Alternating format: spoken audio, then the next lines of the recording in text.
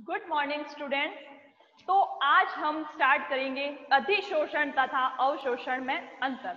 उससे पहले अपन देख लेते हैं कि एक बार वापस से समझ लेते हैं कि अधिशोषण क्या होता है और अवशोषण क्या होता है। एक बार पहले क्लास ले चुकी हूं मैं।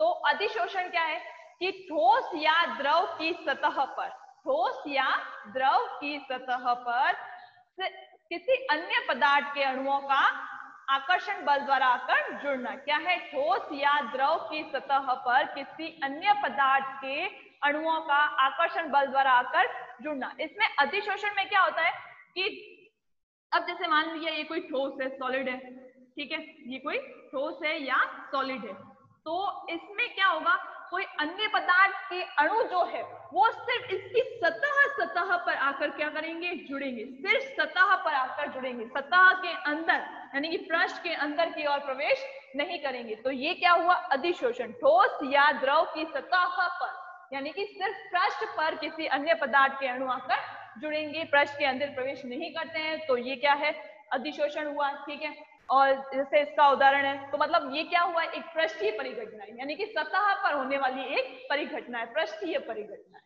ठीक है, फिर जैसे अब अधिशोषण का उदाहरण है सिलिका जेल द्वारा, सिलिका जेल द्वारा या एल्यूमिना जेल द्वारा जल के अणुओं का अधिशोषण। सिलिका जेल द्वारा, एल्यूमिना जेल द्वारा या चारकोल द्वारा जल के अणुओं का अधिशोषण। फिर आता है अवशोषण। तो अवशोषण क्या होता है? आवाज आ रही है आप सबको? मेरी आवाज आ रही है? आवाज आ रही है क्या मेरी आप सबको?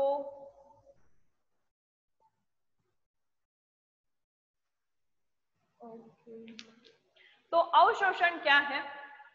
अवशोषण में क्या होगा, ये जैसे कोई ठोस है या सॉलिड है, जो भी है, उस पर ना अन्य पदार्थ के अणु जो है वो पृष्ठ के अंदर की तरफ प्रवेश करते हैं।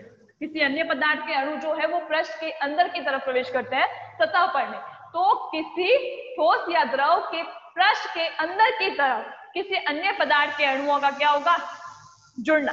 किसी अन्य पदार्थ के अणुओं का आकर जुड़ना क्या कहलाता है, अवशोषण कहलाता है। जैसे अब मैंने चौक ले ली, ठीक है, वो चौक नहीं आती ब्लैक बोर्ड वाली चौक, उसको ले लिया मैंने और उसको मैंने पानी के अंदर डुबो दिया, तो वो चौक क्या करेगी, वो चौक क्या करेगी, पानी को पूरी तरह से अवशोषित कर लेगी, पानी को पूरी तरह से सौंप लेगी। तो पानी के अणु के, जल के अणु जो है वो चौक के अंदर की तरफ घुस गए या प्रवेश कर गए, चौक की सतह के अंदर की तरफ प्रवेश किया है जल के अणुओं ने। ठीक है, तो ये क्या हुआ, अवशोषण हुआ।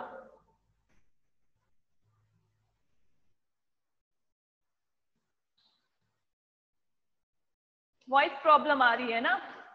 अच्छा, तो वो थोड़ा नेटवर्क प्रॉब्लम हो सकती है, और माइक तो ठीक, वॉइस प्रॉब्लम।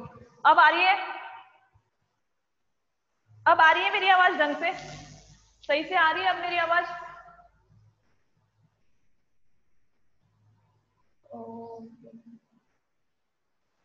अच्छा, फिर आप YouTube पे वीडियो देख लेना। अगर मेरी आवाज यहाँ पे सही से नहीं आ रही है तो आप वहां आप YouTube पे वीडियो देख सकते हैं, और आवाज का थोड़ा कुछ प्रॉब्लम है। अच्छा, फिर ये तो हो गया अवशोषण। अवशोषण क्या है कि अवशोषण में ठोस या द्रव की सतह के अंदर की तरफ किसी अन्य पदार्थ के अणुओं का प्रवेश होता है। ठीक है, फिर आता है शोषण। शोषण क्या होता है? फिर क्या आता है? शोषण। शोषण क्या है कि अधिशोषण और अवशोषण को सम्मिलित रूप से क्या कहते हैं, शोषण कहा जाता है। अधिशोषण और अवशोषण जो है वो सम्मिलित रूप से शोषण कहलाते हैं। तो शोषण क्या हुआ, अधिशोषण प्लस अवशोषण, अधिशोषण प्लस अवशोषण हुआ। ठीक है, अधिशोषण प्लस अवशोषण। तो अधिशोषण और अवशोषण सम्मिलित रूप से शोषण कहलाते हैं। जैसे इसका उदाहरण क्या लिया था अपन ने कि रंजक द्वारा कपड़े के रेशों को रंगना, रंजक द्वारा कपड़े के रेशों को रंगना, जिसमें रंजक क्या करता है, कपड़े के रेशों के स्थूल यानी कि अंदर की तरफ तथा पृष्ठ दोनों स्थानों पर रासायनिक बल द्वारा क्या करता है, जुड़ जाता है। क्या, रंजक द्वारा कपड़े के रेशों को रंगना, जिसमें रंजक कपड़े के रेशों के स्थूल में यानी कि अंदर की तरफ, रेशों के अंदर की तरफ तथा कपड़े के रेशों के अंदर की तरफ तथा पृष्ठ दोनों स्थानों पर रासायनिक बल द्वारा आकर जुड़ जाता है। ठीक है, तो ये हो गया शोषण। फिर उसके बाद में आता है विशोषण। विशोषण तो क्या है, शोषण की विपरीत प्रक्रिया विशोषण कहलाती है। फिर गैसीय अधिशोषण आता है, तो ठोस की सतह पर, ठोस या द्रव की सतह पर गैसीय अणुओं का अधिशोषण क्या कहलाता है, गैसीय अधिशोषण कहलाता है। जैसे लोहे या किसी अन्य धातु की सतह पर गैसीय सांद्रता में वृद्धि क्या कहलाता है, गैसीय अधिशोषण। फिर दो टर्म्स आते हैं अधिशोषण में, एक अधिशोष्य और एक अधिशोषक। अधिशोष्य और अधिशोषक दो टर्म्स आते हैं अधिशोषण में। अधिशोषण के बारे में अपन आगे पढ़ेंगे। अधिशोष्य आता है, एक अधिशोषक। अधिशोष्य क्या है, अधिशोष्य क्या है, अब जैसे कोई एक ठोस है, धातु है, ठीक है, इसके ऊपर क्या करेंगे, अन्य पदार्थ के अणु आकर जुड़ गए, ठोस की सतह पर किसी अन्य पदार्थ के अणु आकर जुड़ गए, तो इन अन्य पदार्थ के अणुओं ने क्या किया, इस ठोस की सतह पर क्या किया, सांद्रता में वृद्धि की है। ठोस की सतह पर सांद्रता में क्या की है, वृद्धि की। तो मतलब क्या हुआ कि ठोस की सतह पर सांद्रता में वृद्धि दर्शाने वाले क्या कहलाते हैं, सांद्रता में वृद्धि दर्शाने वाले पदार्थ अधिशोष्य कहलाते हैं। ये क्या है, अधिशोष्य है, अधिशोष्य है। ठीक है, क्या है, पृष्ठ पर सांद्रता में वृद्धि दर्शाने वाले पदार्थ क्या कहलाते हैं, अधिशोष्य। और जिस पदार्थ पर अधिशोषण की प्रक्रिया हो रही है, ये क्या है, जैसे ठोस है, इस ठोस की सतह पर अधिशोषण की प्रक्रिया हो रही है, तो ये ठोस क्या कहलाएगा, ये ठोस क्या कहलाएगा, अधिशोषक। यानी कि जिस पदार्थ पर अधिशोषण की प्रक्रिया होती है वो क्या कहलाता है, अधिशोषक कहलाता है। ठीक है, अधिशोषक कहलाता है। पदार्थ जिसकी सतह पर अधिशोषण की प्रक्रिया होती है वो कहलाता है अधिशोषक। ठीक है, तो ये अधिशोष्य और अधिशोषक क्या होते हैं, ये दो टर्म्स क्लियर हो गए। ठीक है, ये दो टर्म्स क्लियर हो गए। अब अपन पढ़ते हैं अधिशोषण तथा अवशोषण में क्या अंतर है। अधिशोषण तथा अवशोषण में क्या अंतर है। अधिशोषण तथा अवशोषण में क्या क्या अंतर है वो तो एक तरफ लगा लेते हैं। अधिशोषण,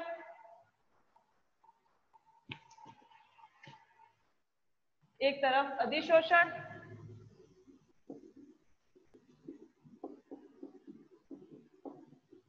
दूसरी तरफ लगा लेते हैं अवशोषण।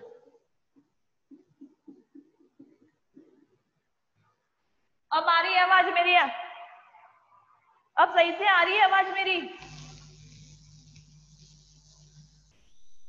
अभी भी नहीं आ रही आवाज मेरी सही से, सही आ रही है अब, ओके ओके। अधिशोषण और अवशोषण में क्या है, अंतर पढ़ेंगे।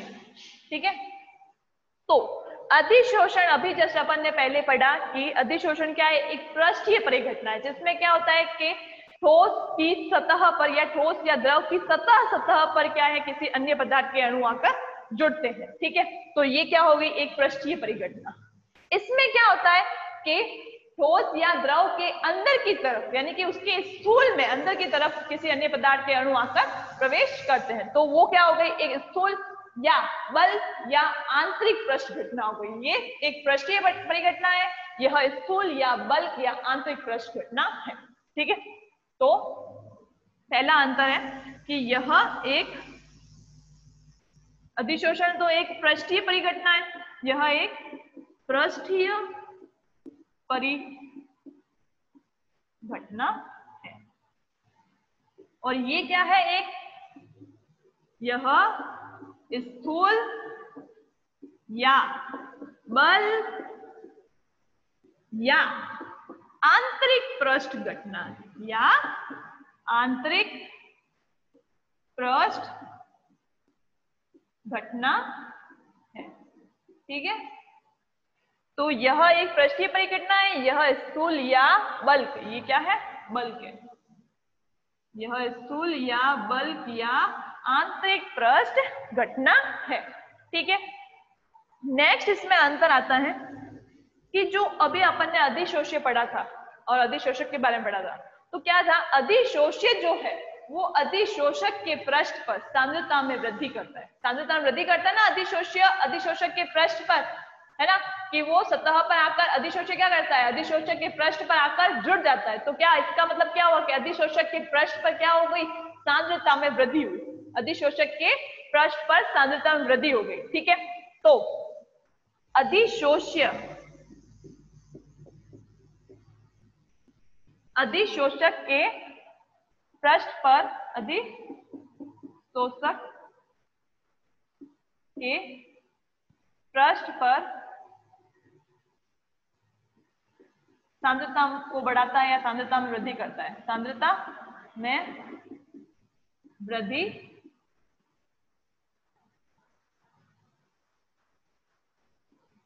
करता है, सांद्रता में क्या करता है, वृद्धि करता है। ठीक है, फिर दूसरा पॉइंट क्या है, इसका दूसरा पॉइंट क्या है कि इसमें क्या होता है, स्थूल में सांद्रता बढ़ती है, यानी कि वो जो ठोस पदार्थ है, ये द्रव पदार्थ था, उसके अंदर की तरफ क्या होता है, सांद्रता में वृद्धि होती है, यानी कि स्थूल के अंदर, उसके स्थूल के अंदर सांद्रता में वृद्धि होती है। तो स्थूल में सांद्रता बढ़ती है, स्थूल में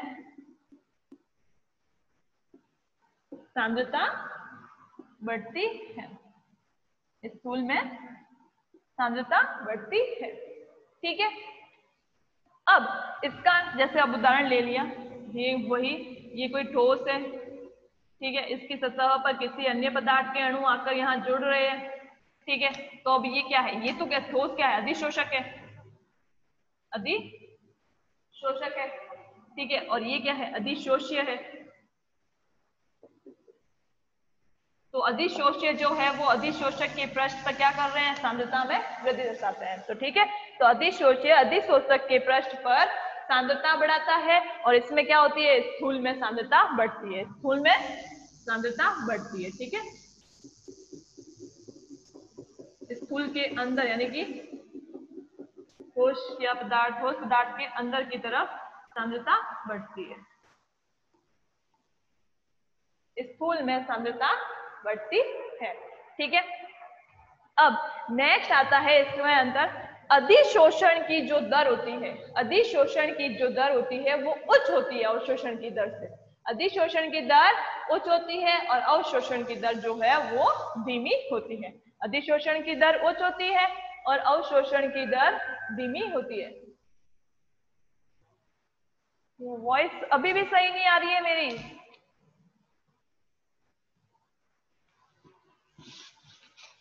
ठीक है, तो नेक्स्ट इसका क्या है अंतर,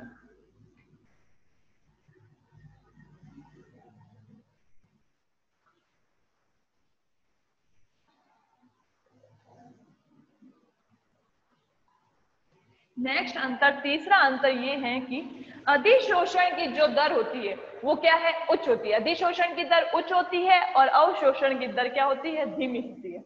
अधिशोषण की दर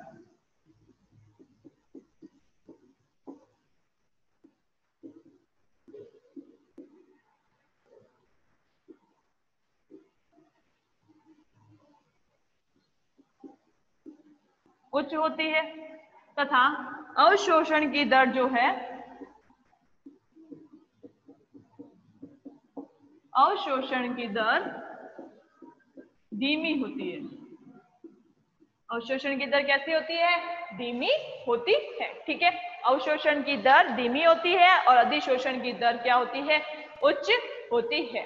अब नेक्स्ट चौथा अंतर आता है कि ताप में वृद्धि से, ताप में वृद्धि के साथ अधिशोषण की मात्रा व दर क्या है, घटती है। ताप में वृद्धि के साथ अधिशोषण की मात्रा व दर घटती है, बट अवशोषण जो है वो सामान्यतः ताप से क्या रहता है, अप्रभावित रहता है। सामान्यतः ताप से क्या रहता है, अप्रभावित रहता है।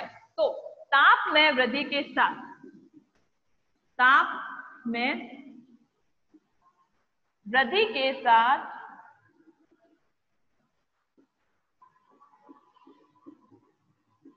ताप में वृद्धि के साथ अधिशोषण की मात्रा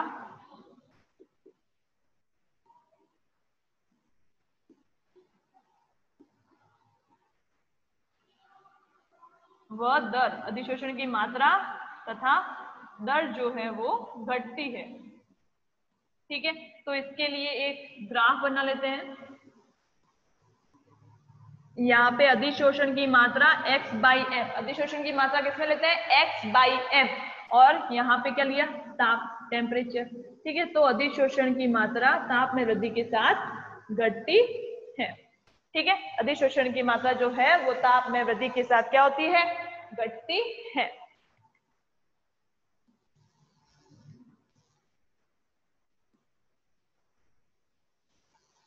अधिशोषण की मात्रा ताप में वृद्धि के साथ घटती है।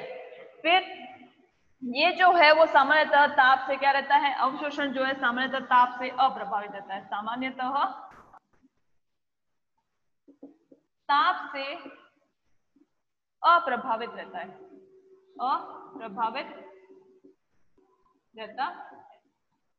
ठीक है, तो इसके लिए यहाँ पे अवशोषण की मात्रा, अवशोषण की मात्रा, ठीक है, यहाँ पे ताप T ले लिया, तो ये क्या है, ताप से सामान्यतः अप्रभावित रहता है, ताप से क्या रहता है, सामान्यतः अप्रभावित रहता है, सामान्यतः ताप से क्या रहता है, अप्रभावित रहता है। ठीक है, अब नेक्स्ट 5वां पॉइंट आता है कि दाब में वृद्धि के साथ इसकी दर बढ़ती है, अधिशोषण की मात्रा क्या होती है, बढ़ती है। दाब में वृद्धि के साथ अधिशोषण की मात्रा बढ़ती है, लेकिन ताप में वृद्धि के साथ अधिशोषण की मात्रा घटती है। दाब में वृद्धि के साथ अधिशोषण की मात्रा क्या होती है, बढ़ती है। ठीक है, दाब में वृद्धि के साथ अधिशोषण की मात्रा बढ़ती है, और ये जो है वो सामान्यतः दाब से भी अप्रभावित रहता है। अवशोषण जो है वो सामान्यतः दाब से भी क्या रहता है, अप्रभावित रहता है। तो नेक्स्ट है 5वां पॉइंट,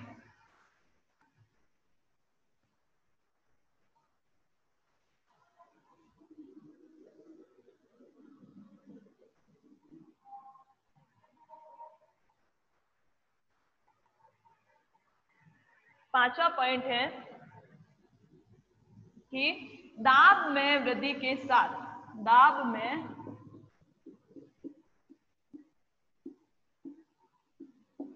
वृद्धि के साथ अधिशोषण की मात्रा बढ़ती है, अधिशोषण की मात्रा बढ़ती है। क्या है, दाब में वृद्धि के साथ अधिशोषण की मात्रा जो है वो बढ़ती है, और ये अवशोषण जो है वो सामान्यतः दाब से भी अप्रभावित रहता है, सामान्यतः दाब से अप्रभावित रहता है, अप्रभावित रहता है, सामान्यतः दाब से क्या रहता है, अप्रभावित रहता है। ठीक है, अब नेक्स्ट छठा पॉइंट क्या आता है इसमें, अंतर का, अधिशोषण और अवशोषण में अंतर का छठा पॉइंट है कि उच्च वॉन डेर वाल्स आकर्षण स्थिरांक, उच्च वॉन डेर वाल्स आकर्षण स्थिरांक, द्रवीकरण की उच्च दर और उच्च क्रांतिक ताप युक्त गैसों का अधिशोषण की दर जो है वो अधिक होती है, उच्च होती है। क्या है, उच्च वॉन डेर वाल्स आकर्षण स्थिरांक,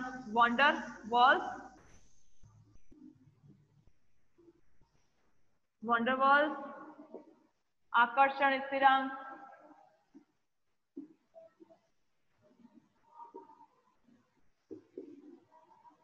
वॉन डेर वाल्स आकर्षण स्थिरांक, द्रवीकरण की दर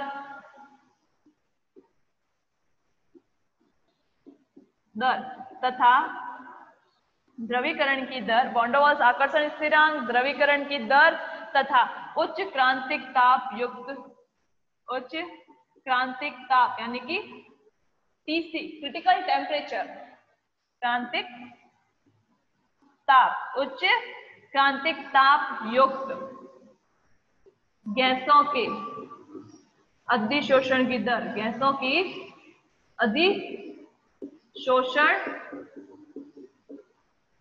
की दर क्या होती है? उच्च होती है, उच्च होती है। बट अवशोषण जो है वो इन कारकों पर निर्भर नहीं करता है, अवशोषण जो है वो इन कारकों पर निर्भर नहीं करता है। ठीक है, अवशोषण इन कारकों पर निर्भर नहीं करता या इन गुणों पर निर्भर नहीं करता है। इसका छठा पॉइंट क्या है? अवशोषण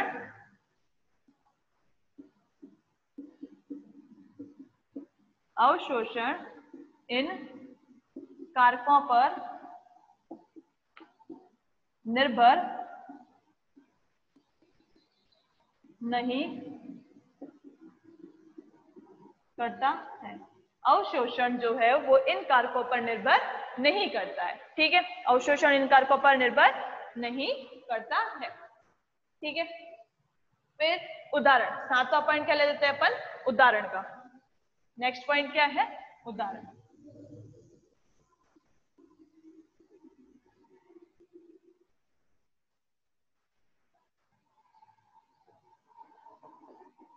उदाहरण क्या है इसका? तो सिलिका जेल पर जल वाष्प का अधिशोषण, सिलिका जेल पर जल वाष्प का अधिशोषण, जल वाष्प का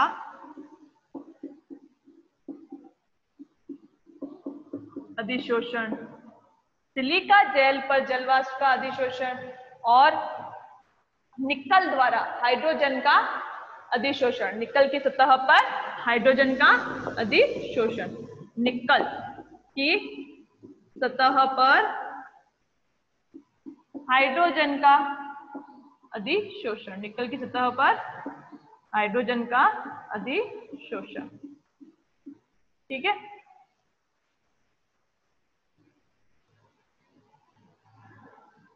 निकल की सतह पर हाइड्रोजन का अधिशोषण और सिलिका जेल द्वारा जल वाष्प का अधिशोषण क्या है?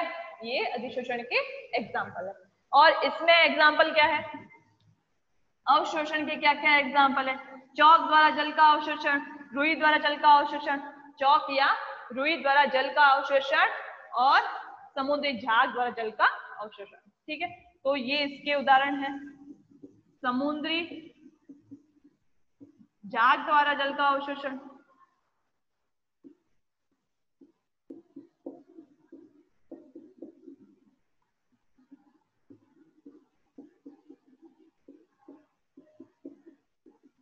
अवशोषण, और इसका एग्जाम्पल क्या है? चौक द्वारा जल का अवशोषण, चौक द्वारा जल का अवशोषण। ठीक है, चौक द्वारा जल का अवशोषण। ठीक है, तो ये हो गया अधिशोषण और अवशोषण में अंतर। ये क्या है? अधिशोषण और अवशोषण में अंतर था। ठीक है, 7 अंतर है अधिशोषण और अवशोषण में, इससे बहुत है। नेक्स्ट आता है अपने अधिशोषण के प्रकार। नेक्स्ट क्या टॉपिक आता है? अपन अधिशोषण को ही डिटेल में पढ़ेंगे। तो नेक्स्ट टॉपिक आता है अधिशोषण के प्रकार क्या क्या है? अधिशोषण के प्रकार।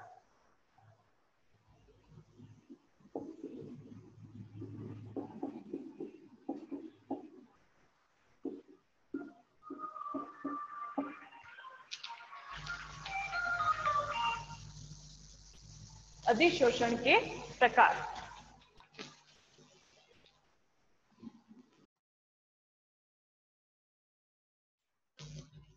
नेक्स्ट टॉपिक है अपने अधिशोषण के प्रकार। ठीक है, नेक्स्ट टॉपिक है अधिशोषण के प्रकार। तो अधिशोष्य तथा अधिशोषक की प्रकृति के आधार पर क्या है? ये 2 प्रकार का होता है। अधिशोष्य तथा अधिशोषक के मध्य आकर्षण या रासायनिक बल की प्रकृति के आधार पर यह 2 प्रकार का होता है। अधिशोष्य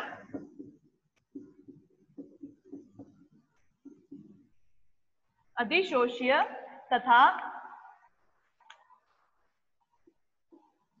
अधिशोषक के मध्य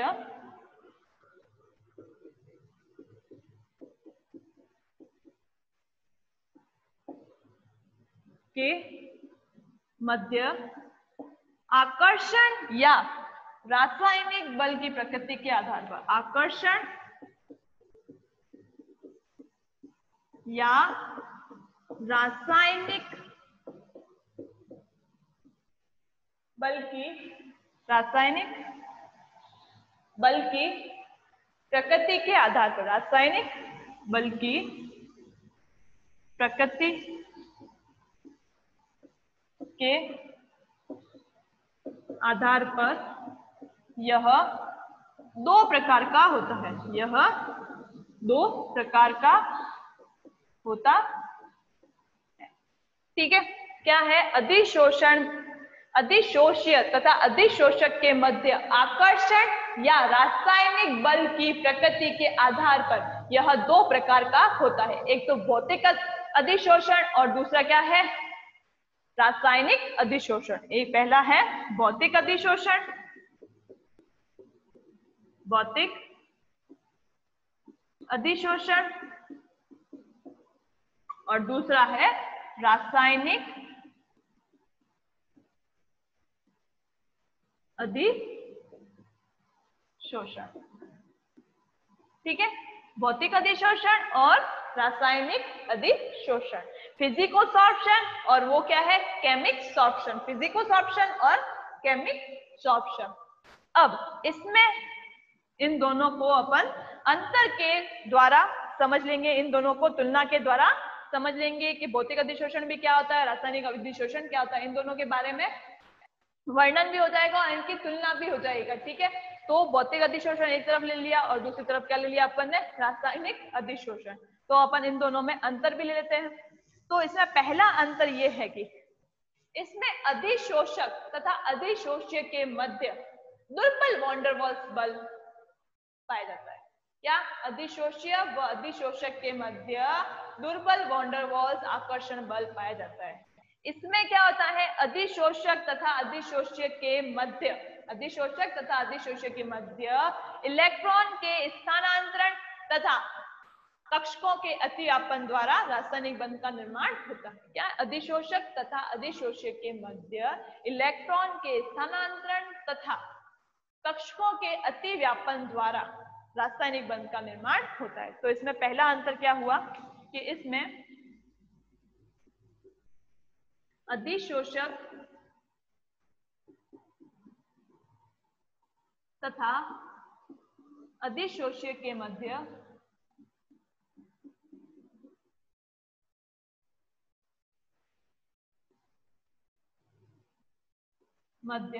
दुर्बल वॉन डेर वाल्स आकर्षण बल, दुर्बल वॉन डेर वाल्स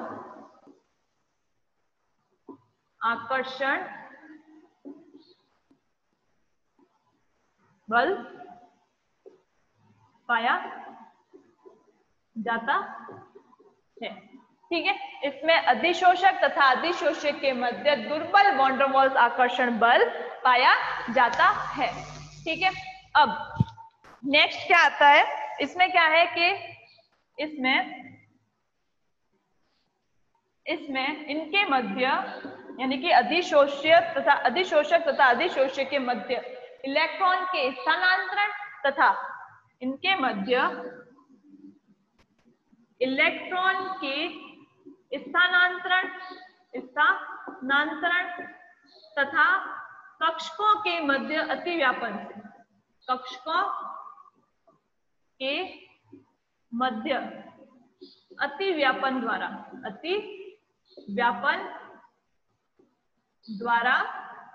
रासायनिक बंध का निर्माण होता है। रासायनिक बंध का निर्माण होता है।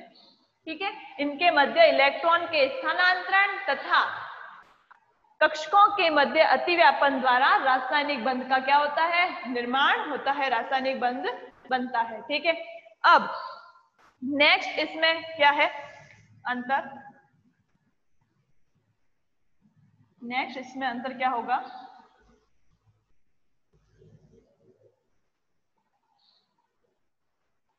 इस साइड क्या है? भौतिक अधिशोषण है और इस साइड क्या है? रासायनिक अधिशोषण है। ठीक है, तो इसमें क्या होगा कि ये भौतिक अधिशोषण जो है, भौतिक अधिशोषण जो है वो विशिष्ट प्रकृति का नहीं होता है। यह विशिष्ट प्रकृति का नहीं होता है। यह विशिष्ट प्रकृति का नहीं होता है।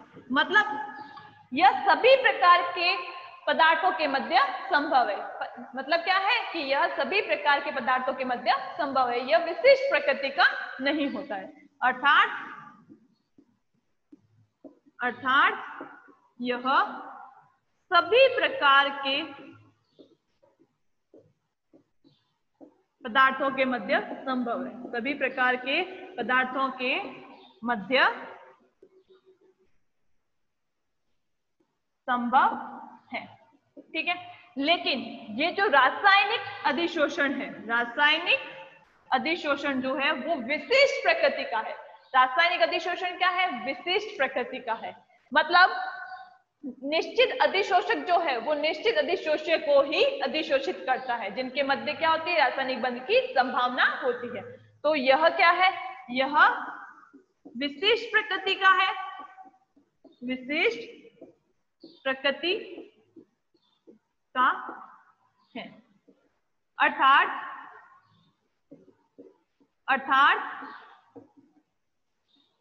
निश्चित अधिशोषक निश्चित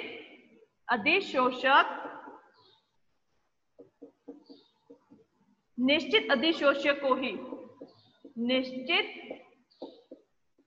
अधिशोष्य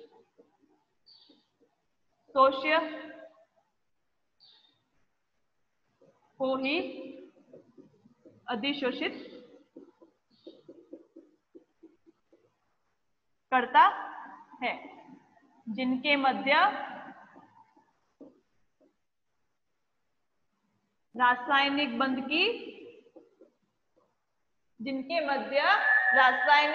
की क्या होती है? संभावना होती है। जिनके मध्य रासायनिक बंध की संभावना होती है। जिनके मध्य रासायनिक बंध की क्या होती है? संभावना होती है। ठीक है, तो नेक्स्ट अंतर हम इसके बारे में, नेक्स्ट कौन सा है? तीसरा अंतर है। तीसरा अंतर जो है वो हम कल करेंगे।